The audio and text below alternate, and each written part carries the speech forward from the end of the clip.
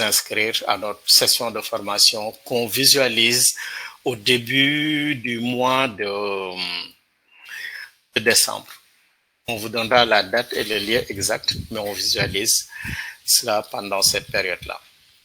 Voilà, c'était tout pour cette session. Je vous remercie. Voilà, pour les questions-réponses, je vais répondre aux questions qui ont été posées. Ils disent des projets privés peuvent-ils être financés? Mais ça dépend de ce qu'on appelle projet privé. Parce que le FEM actuellement a d'autres instruments financiers.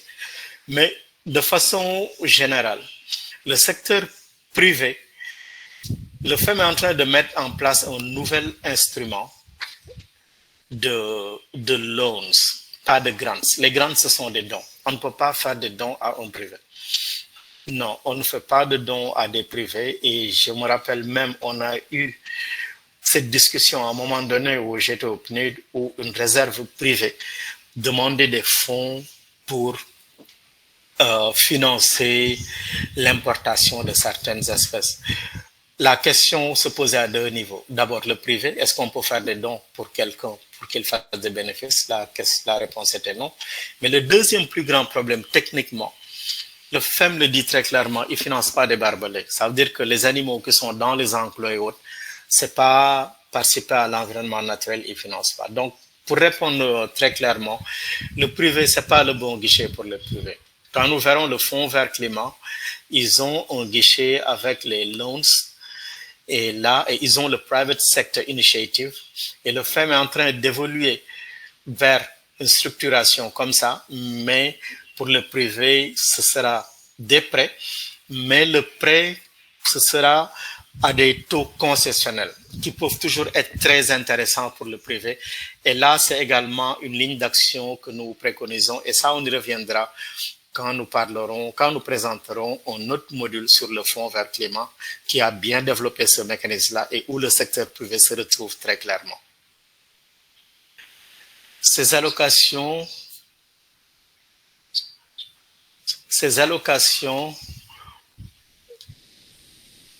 peuvent-elles être utilisées pour la préparation? Il y a des allocations spécifiques pour la préparation des projets. C'est ce que j'ai indiqué, ce sont les PPG et elles sont spécifiquement dédiées pour la préparation. Et vous pouvez aller selon les projets jusqu'à $100,000. Et donc, ce sont des montants importants et ce sont des allocations spécifiquement dédiées à la préparation des projets. Et c'est pour ça que les projets FEM sont intéressants.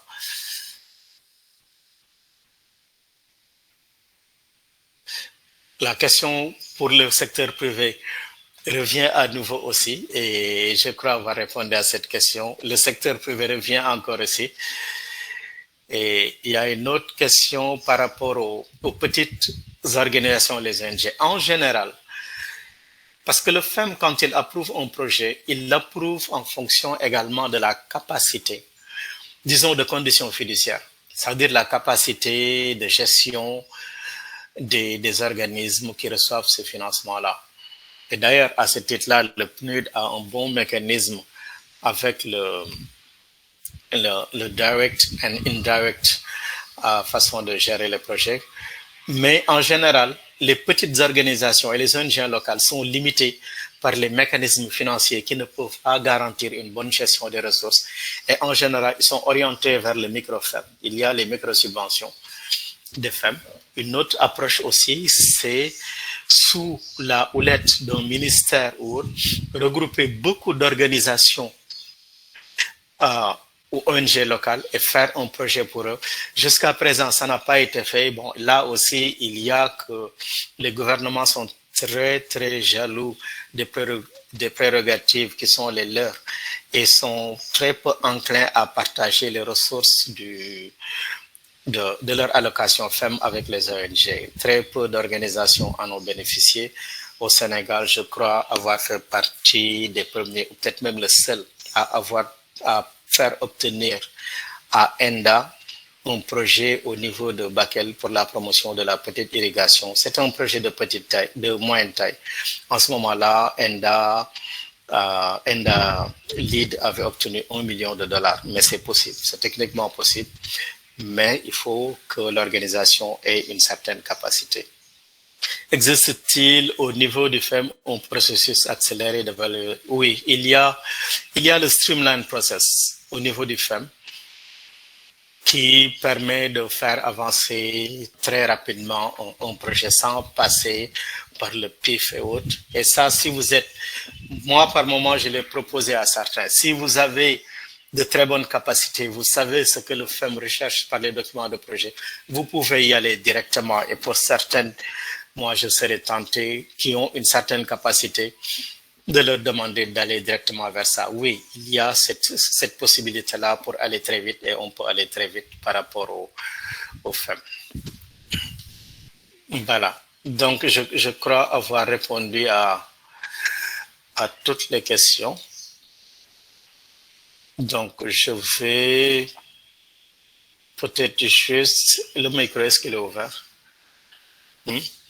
Oui, si il y a une ou deux personnes qui veulent prendre la parole avant qu'on clôture, ça a duré plus que prévu. On a fait 2 heures de temps au lieu d'1 heure, mais ça prouve juste l'intérêt. Et voilà, donc je vous remercie de votre attention. Je ne sais pas s'il y a des intervenants. Donc la parole est à vous.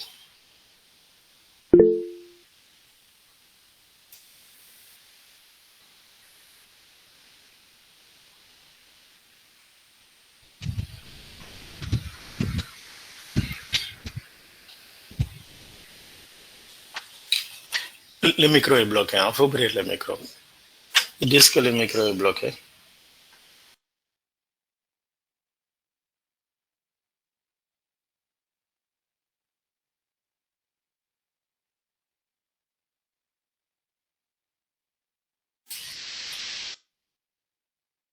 Essayez pour voir.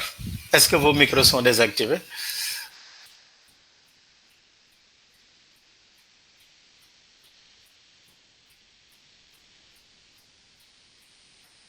C'est toujours bloqué. Ils disent que c'est toujours bloqué.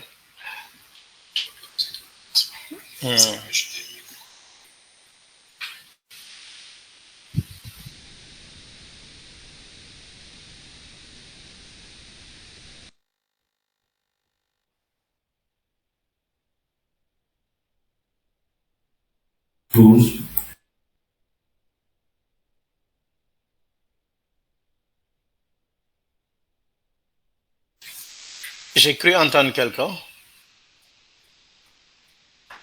Asmaou Diallo.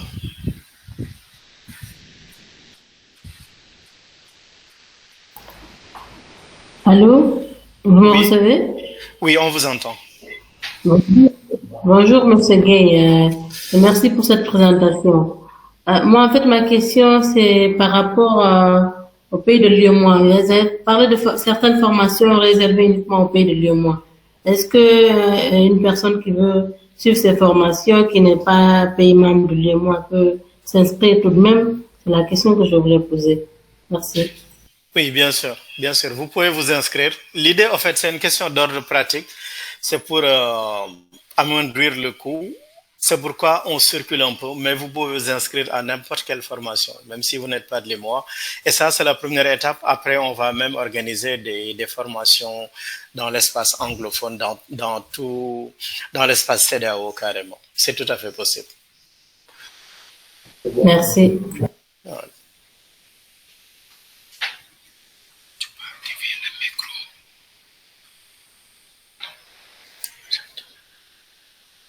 Je pense que si les gens veulent parler, ils peuvent eux-mêmes désactiver leur micro, hein, à leur niveau. Oui, c'est ça. C'est ça leur niveau. Ils peuvent désactiver ça.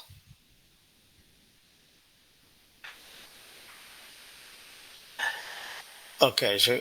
Donc, je crois qu'ils ont eu beaucoup d'informations. De toute façon, vous avez les contacts et la présentation. Vous pourrez télécharger ça sur notre site internet. Vous avez également nos contacts et pour toute information et autres, vous pouvez nous contacter. Vous recevrez d'autres emails avec des offres et je vous remercie d'avoir bien voulu participer à la formation et au prochain webinaire qui va porter sur le Fonds vert climat. Nous vous enverrons une invitation également. Je vous remercie. Merci.